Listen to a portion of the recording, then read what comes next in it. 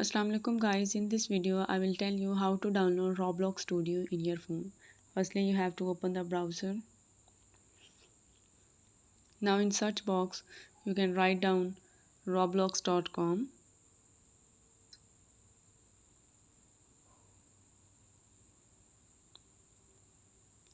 Here you can see the Roblox, click on it.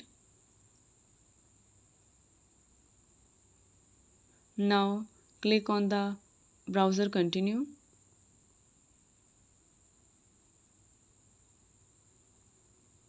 Make sure you have to log in your account. Click on create option. Now click on the three dots at the top right corner. Scroll down.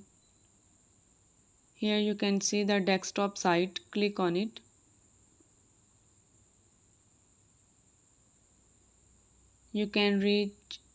You have to access the Roblox Studio.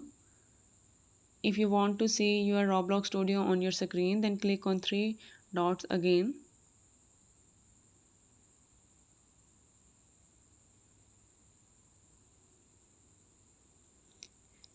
Scroll down. Here you can see the option add to home screen. Click on it. Now edit this Roblox Studio, install.